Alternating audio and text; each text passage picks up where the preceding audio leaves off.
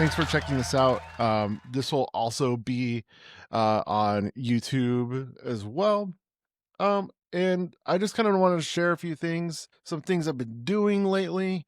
So let's see here. I've been trying to read a lot more. So if you're thinking like, yeah, your name is Chapters, don't you read a lot? Yeah.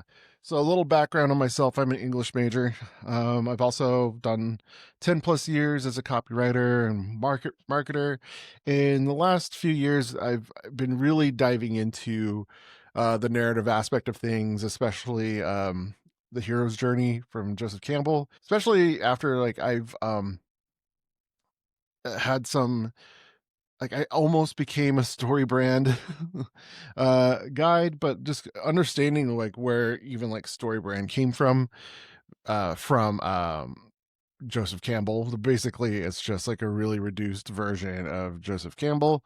And kind of like I didn't really get this until today, this realization. So if you know who Ryan Holiday is, he pretty much like takes the stoic wisdom and distills it down into manageable things that people can live by. And that's basically like what I've been inspired by lately, because like if you kind of see your life through the lens of a narrative and everything that you do through the lens of a narrative, things get a lot more interesting. And especially like since the Joseph Campbell's hero's journey framework is so much more than like what StoryBrand does, and I think that's all good and fine. I really do appreciate StoryBrand. I think it's good if for people who just like want something like quick and easy and that works. But I just think there's more to life than just like business sometimes, and of course not even sometimes, all the time.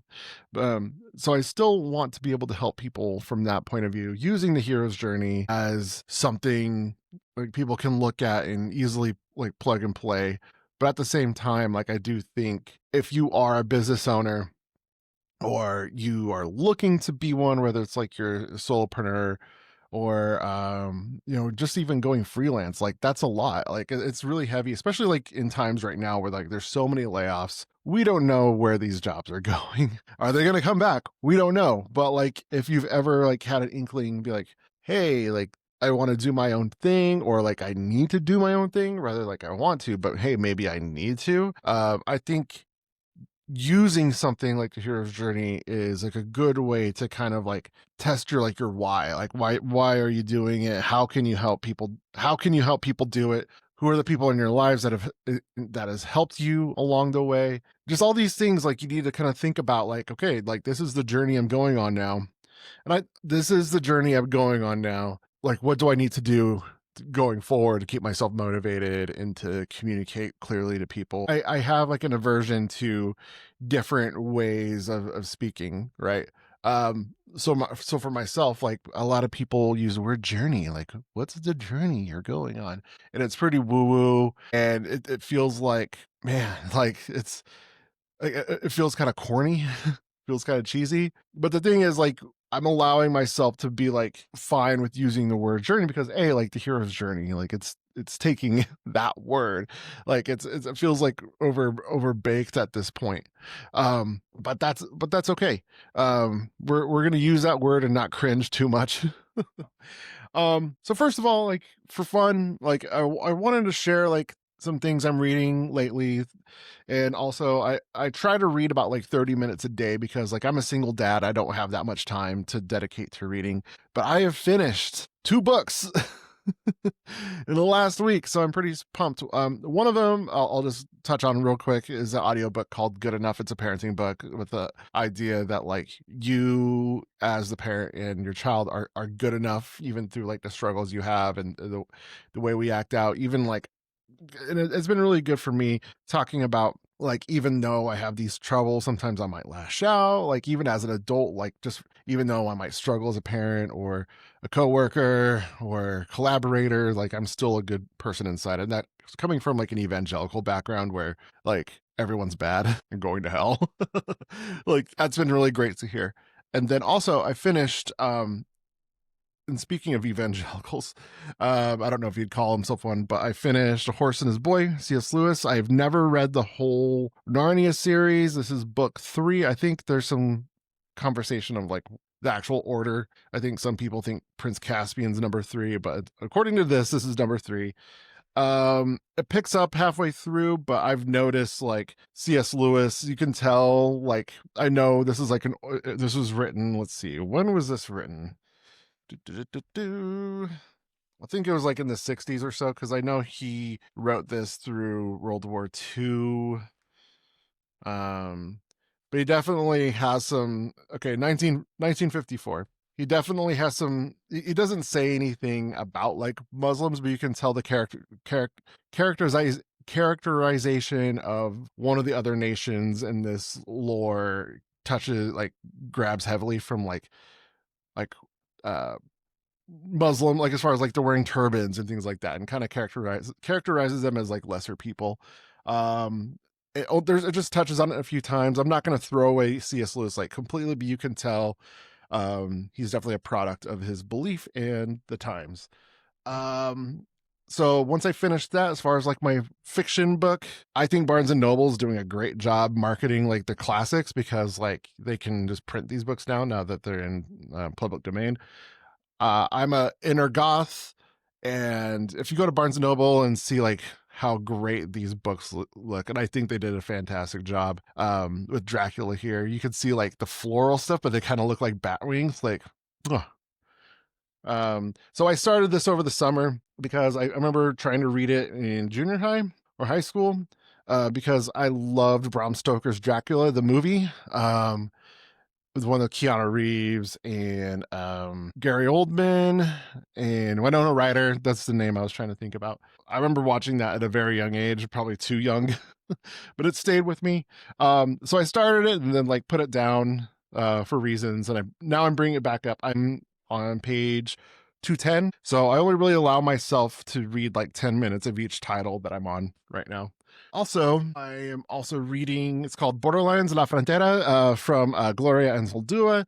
I've read selections through this through college. I took a Chicano literature class. And I don't know if you know this about me, but my dad was Mexican. But even though I look really white.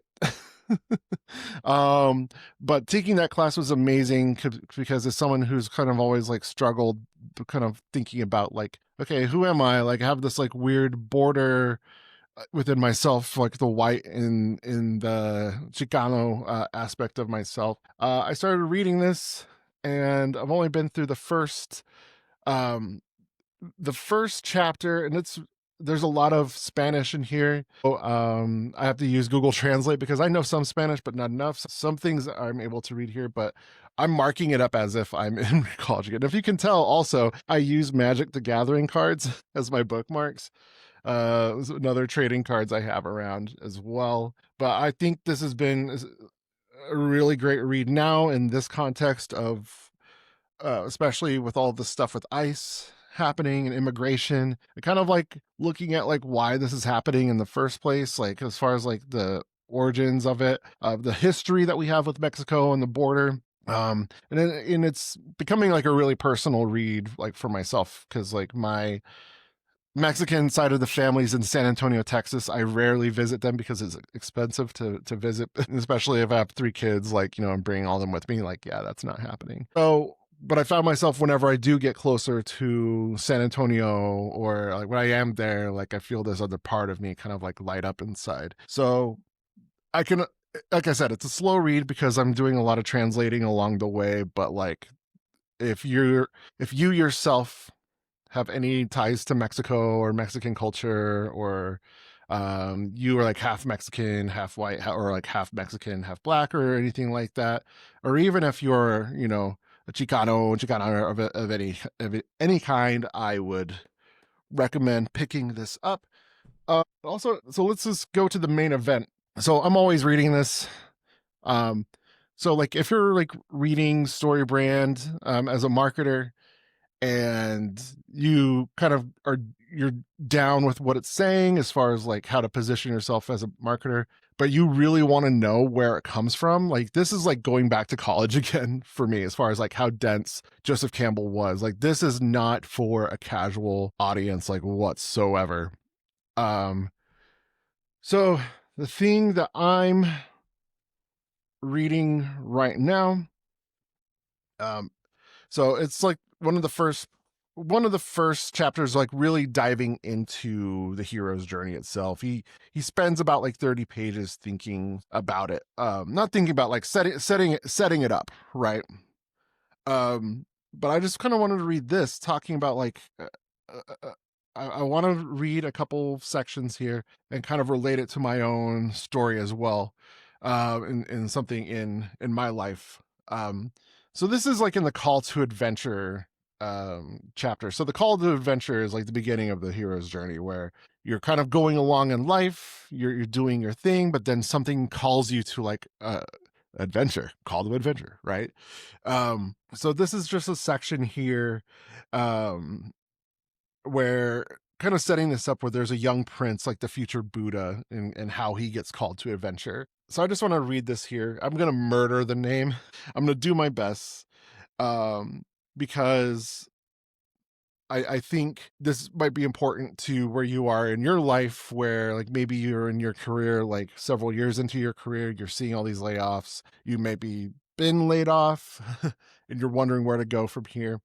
Um, and let's just go ahead and go. I'm gonna start with, as you can see, like I'm doing a lot of annotation and highlighting these days. So let's start. Thereafter, even though the hero, which in this case is like yourself, or even if you're reading a book or something like that, but let's just talk about ourselves right now. Even though the hero returns for a while to his familiar occupations, they may be found unfruitful. A series of signs of increasing force would become visible until, as in the following legend of the four signs, which the most celebrated example of the call to adventure in literature of the world, the summons could no longer be denied. So for myself, I think my call to adventure started in 2018 when I was laid off from my favorite job that I've ever had. And I think for me, it's something I've never really wanted to be my own boss or anything like that, or have my own business. I had been on tour with bands because I'm a musician, or was a touring musician at one point. Although I did fly out for to play with the band last year for the first time in a long time. So who knows? Am I a professional musician still? Sure, let's say that. But for me, uh of course, like there wasn't a lot of emphasis on entrepreneurship. I didn't grow up that way, and so when I got laid off, like it was really difficult for me to know what was next, or like to start picking up like work, freelance work and things like that. I didn't really know of a playbook. So for me, I ended up getting a job in Tennessee, where I moved to Tennessee with my family. And then I ended up a year, almost a year when I got hired, I ended up going to another job where, for this, it's like in relating to what I just read, the hero returns for a while to his familiar occupations. He might be found unfruitful.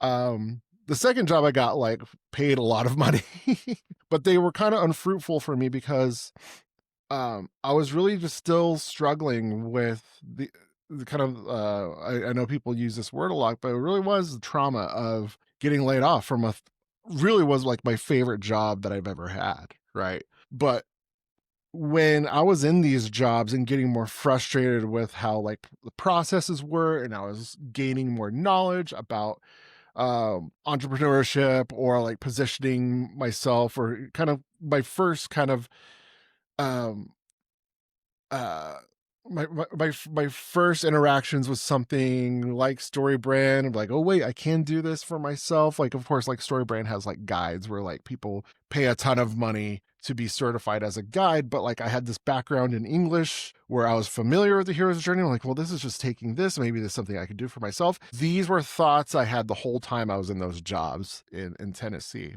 So the first job I had left, but the second job I had gotten fired from, because I mean there's multiple there's reasons for that, but ultimately what happened was like COVID happened. I was improving in my job, but then when we went to work from home, my brain basically broke. And I was like, well, what do I do at that point? Then I got like in this other remote job, and that was bad. And then I moved back to Utah, got my last 9 to 5 I ever had. I was working at the space station with Sean McBride, the YouTuber Sean Doris. That was an interesting, that's when it finally, the summon can no longer be denied. for me working that particular job, because all this time I was gaining all this knowledge and getting all of this, these signs that I should be doing my own thing. But then when I came to Space Station working with Sean, I essentially what I did is I took the story brand framework and I practiced it on him and his companies and what I had learned working with him, because like he has multiple companies, essentially a millionaire.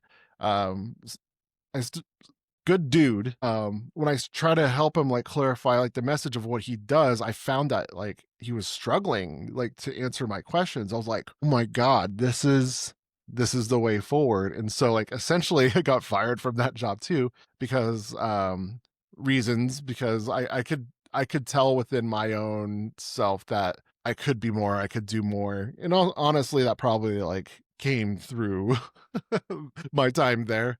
Whatever attitudes I may have had, for better or for worse. But like I could no longer deny it. I had to move forward. And essentially, once I was done with that job, 2 weeks later, I remember getting COVID. It was Christmas time and I got COVID. The next week I had like a project lined up for like half of my year.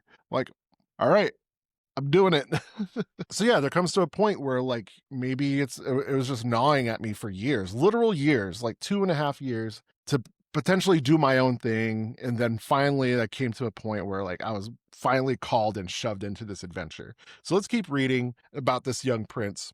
The young prince Gautama Sakyamuni, the future Buddha, had been protected by his father from all knowledge of age, sickness, death, and monkhood, lest he should be moved to thoughts of life renunciation. For it had been prophesied at his birth that he has become either a world emperor or a Buddha, or in this case, whatever you want to do, right? Whatever you feel called to. The king, prejudiced in favor to his royal vocation, provided his son with 3 palaces and 40,000 dancing girls to keep his mind attached to the world. And I highlighted this next part. But these only served to advance the inevitable. For while still relatively young, the youth exhausted for himself the fields of fleshly joy and became ripe for the other experience. The moment he was ready, the proper heralds automatically appeared. So whatever it is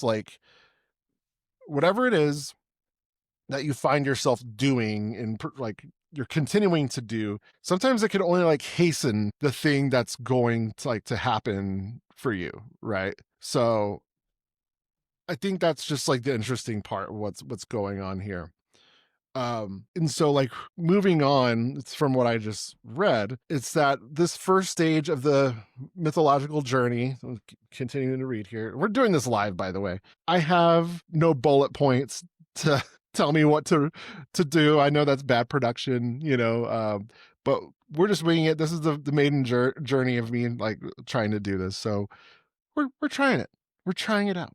Anyway, the first stage of the mythological journey, which we have designated the call to adventure, signifies that destiny has summoned the hero and transferred his spiritual center of gravity from within the pale of his society to a zone unknown. So like when you finally go out into the world to do the thing that you want to do, you can prepare for all you want, but it's really unknown. You don't know what's going to happen. This fateful region of both treasure and danger may be variously represented as a distant land, a forest, a kingdom underground, beneath the waves, or above the sky, a secret island, lofty mountaintop, or profound dream state.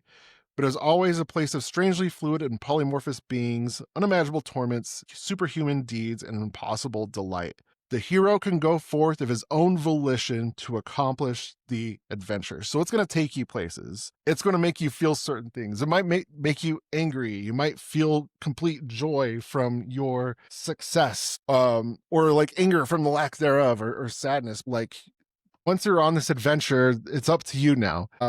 When you start, because now there's different arcs in the story that we're going. We're only focusing on this one, the call to adventure, right now, and so you might be like banging your head against the wall, trying to do the same shit over and over again.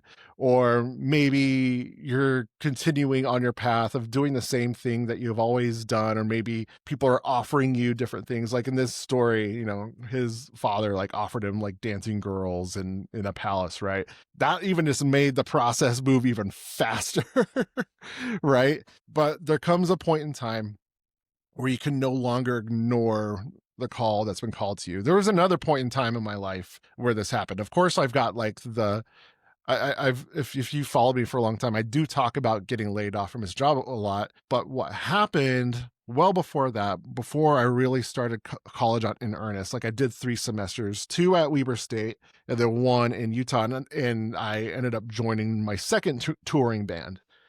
This indie artist called Bradley Hathaway. I toured with him for about a year.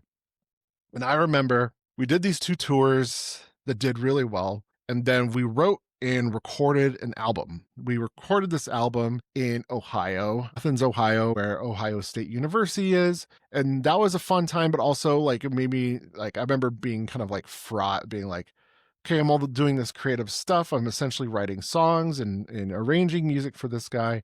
But I'm noticing like, wait a second, I'm not really getting like paid much for this, right? And there was also some things going on in the background of that band where there were some opportunities for the solo artist I was working with. Still a good friend of mine. He had this tour offer, which was insane. He had this tour offer to go on tour with Paramore, and he didn't take it. And I'm like, what are you doing? So I kind of I saw the writing on the wall being like, okay, there's a limit to this because there's an opportunity here to further what we're doing and we're not taking it. And so I remember we had this festival lined up called Cornerstone. If you're familiar, if you know, you know. But I was just in the van,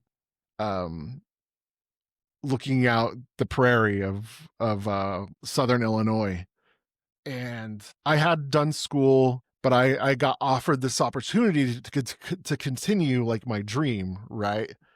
And what happened was I was like, I think I gotta go back to school. It was I like because I was just getting frustrated about this situation, and then it was gnawing at me. And it's not like it was like a sudden like thought. Like I was like kind of trying to figure out what to do next. But like, okay, now I'm called to this next adventure, and I can't ignore it anymore. I see the writing on the wall, and I got to go back to school. And then, thus, the next adventure that I had. And who's to say, like where I am right now, that I won't have more adventures that I'm called to? So that's just going to keep happening in life. It'll keep happening to our personal life, our art, our business. Like we're going to have opportunities that maybe that's going to gnaw at us for a little bit, but after a while, we're going to have to answer the call to adventure. So, anyway, I've been going for almost 30 minutes now. I know I spent a few minutes at the beginning. If you're listening to this on podcasts or on YouTube, I'm editing that out. But just know that that people are, this is something that just happens to people and to the narratives of our own lives and in the books that we read and the music that we listen to and the movies, like whatever has like a narrative core, a lot of times it's going to adhere to this hero's journey template that Joseph Campbell, he didn't make it up. Like what he did, he just noticed that in civilizations, there's this call to adventure that happens, like this narrative thing that happens in societies in general. So he just noticed that it happened and like wrote it down, right? That's what he studied. And so all that to say, you know, if there's something that you're communicating like to the world, like there's a way that is natural to us as people to communicate it, and that's a way to do it. The hero's journey, in my opinion, and it's done well for me in how I work with brands and how I work with people and how I work with myself. So all that to be said, this is the part where I offer you something. But if you are hearing this right now and you're like, okay, I'm in that position right now, I've been laid off, I don't know what's next for my career, I have an idea but I can't ignore it anymore, I have the brand narrative workshop where I take you through the hero's journey for 3 hours and we come out clear on the next side, on the other side, I should say, ready for you to go public with this new part of your professional adventure, so to speak. Essentially, where I give you a plan on how to communicate with people and telling them a story so they can be interested in what you're doing. Also, this works with artists as well. If you have a band, or if you are, a painter and you want to be able to communicate what you do, to sell your work, to live off your work, this works well as well. And also, if you're a founder or a CEO of a larger company, but like you recognize like your narrative is shifting, especially with the world the way it's going in 2026, and you need a new way to do it, this is also great for that too. I've used this process for rebrands, or marketing. So the company I'm with right now, huge brands, everything that we're doing in our marketing right now has been through this process, the brand narrative workshop, and we've turned around our email marketing. Now we're going to be turning around our social here pretty soon and SEO, and we're using the narrative that we found as the core of what we're doing. And I'm pretty pumped about that. So if you're interested in doing that with me, 3 hours using the hero's journey, I have varying price points. So if you're laid off, you're trying to figure out what's next, we can do sliding scale. Or if you're solopreneur, like you've already going through, you're already on the path of this adventure, so to speak, of selling your wares, and need a narrative to do that. That's $500. And also, if you are a founder or CEO of a company and you need a new way to communicate with people, that's $1,000. So just go to chapterscreative.com, send me a message there, or DM me on LinkedIn, Matthew Nanez, or follow me on Instagram at Chapters Creative. I'm there a lot as well. So, and if you watch this on LinkedIn, that's awesome. Thank you for doing so. So anyway, this has been Chapters Creative. Matthew Nanez here. Thank you so much for your attention, and we'll be doing this again soon. We'll see you later.